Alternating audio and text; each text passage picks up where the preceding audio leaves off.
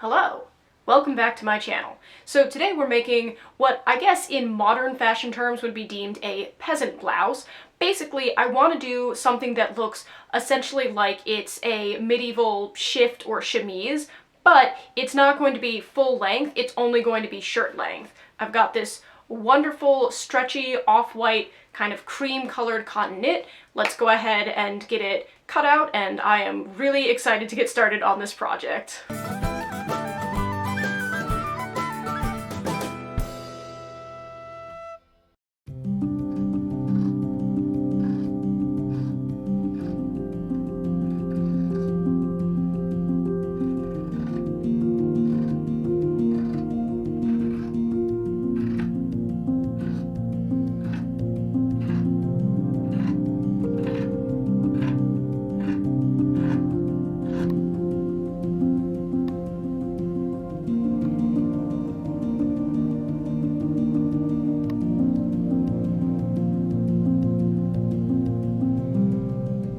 Alright, so now that we've got all the pieces cut out, the next step is the long seams, so stitching together the front, the back, and the side pieces. Side note, if you saw the side back pieces, I actually realized pretty much as soon as I had already cut them out that I don't need those, because I actually made the back panel wider on purpose so that I wouldn't need side front and side back panels, so basically I just cut 2 extra panels that I don't need and can't use.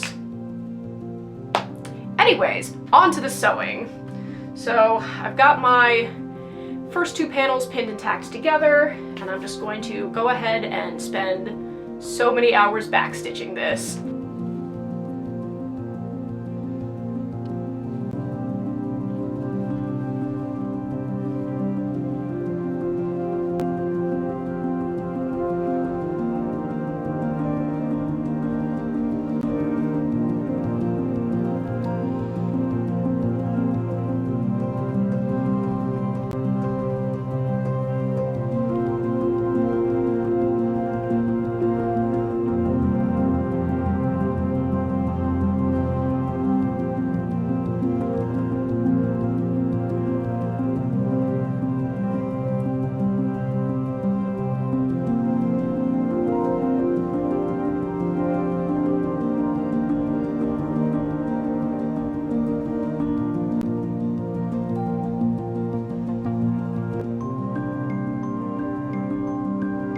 Hello!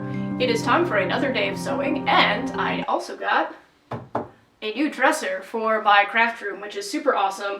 I am so looking forward to putting all of my fabric and craft supplies in it, so stay tuned for that video, but for right now, let's go ahead and get some more sewing done. Probably my favorite thing about this new piece of furniture is that not only will it be really great storage, but it also doubles as a standing workspace, especially if I'm cutting out fabric, which before I've had to kind of lean over a table while doing, so this will be much easier and more pleasant.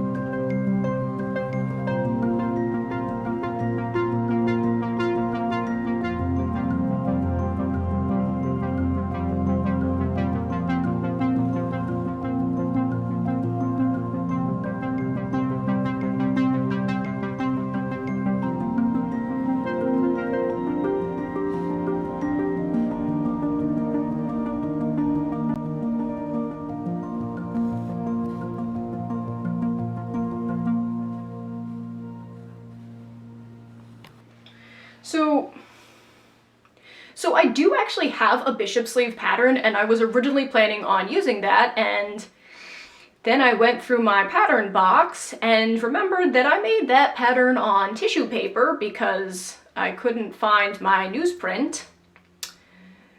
So it's torn into about 3 pieces at this point, and I don't really want to redraft it.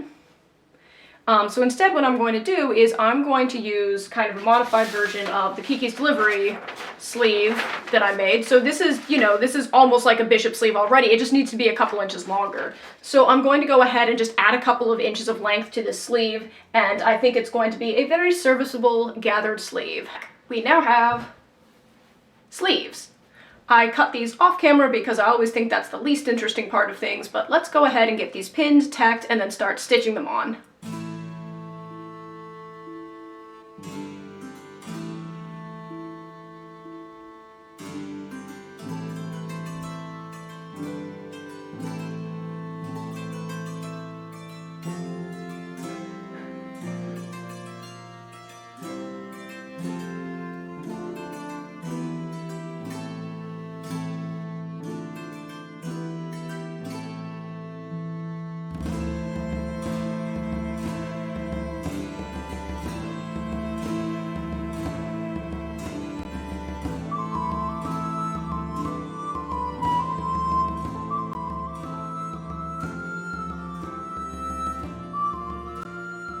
So in order to create a cord to gather down the sleeve, we are going to make some cord, and for that, I have this lovely ball of yarn, and also a lucette. I've also heard this pronounced as lucette, so you can use whichever pronunciation you would like to use. So let's go ahead and take a look at how to make a lucetted cord. So I'm gonna hold my lucette in my left hand, pick up the yarn, and I'm holding just the tail of the yarn with my left thumb right here so that we can hold it steady and put it onto the prongs. So goes around the left prong once and around the right, so you can see that we've kind of got that figure 8 right there. And then it comes around the left one again, like this.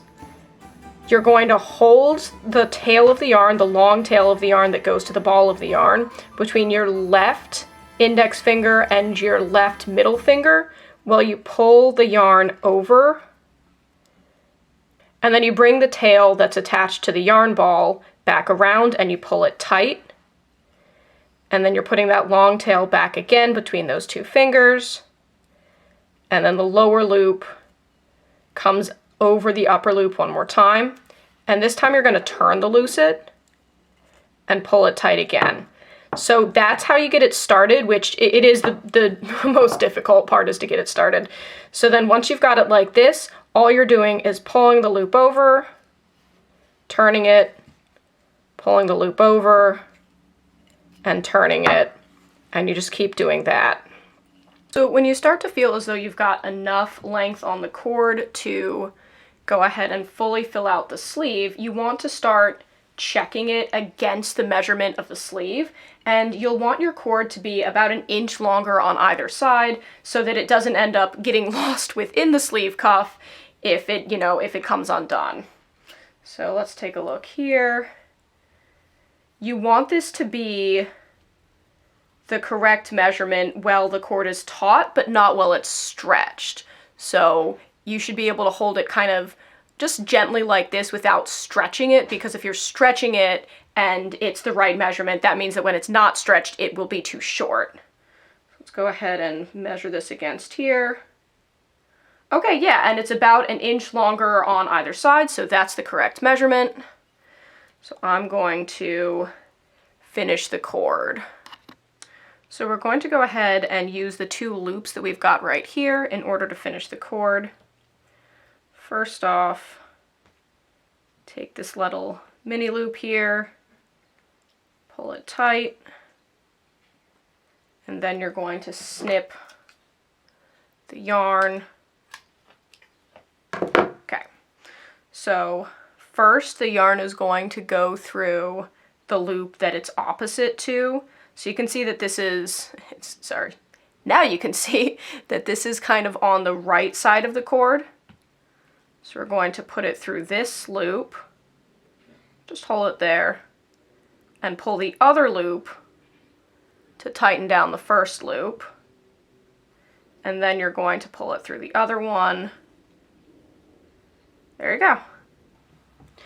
So in order to go ahead and finish this off, you can snip it just here, but it might unravel if you do that. So I generally like to rethread this tail onto a needle and then essentially stitch through the cord a few times so that it's nice and secure. I'm going to stitch through this 6 times since I'm using this cord at my wrist, and I'll probably be adjusting it quite a bit.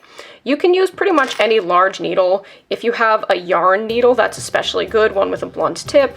I can't find mine right now, so I'm using this, which is a sail needle or a canvas needle. This one doesn't have the little triangular shape that most sail needles do, which will make it a lot easier to use and overall a better choice for yarn. These were actually a gift from me from the captain of the tall ship that I used to volunteer for, which is the Maryland's Dove, and they're finally seeing some use, although not on canvas. Alright, so I'm going to spin this a little bit together just to make it easier to put through the eye of the needle. Okay. Alright, and then essentially you just go through the cord a couple of times. Like I said, I'm doing 6 times. If you use a slightly smaller needle, it'll be easier. I usually work with kind of chunkier yarns than this, so it doesn't matter that I'm using a larger needle. For this one, it is going to be a little bit more difficult.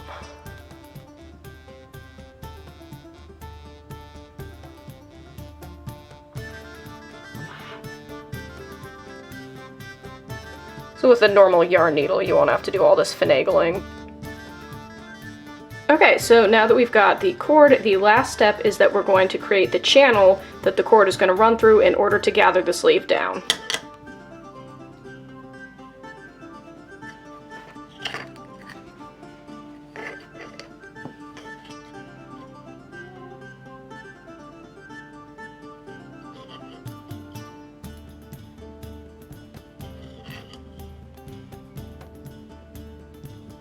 Once we've got the lines traced, which you probably can't see from there, but they're there, I promise, is I'm going to pin down this edge right here, and I'm going to just press it just lightly. If you are doing this with a super stretchy fabric, I do recommend using a pressing cloth.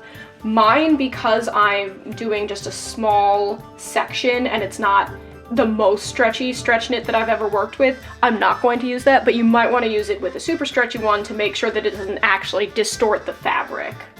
So we're going to go ahead and pin this down, press it, and then tack it into place, ready for stitching.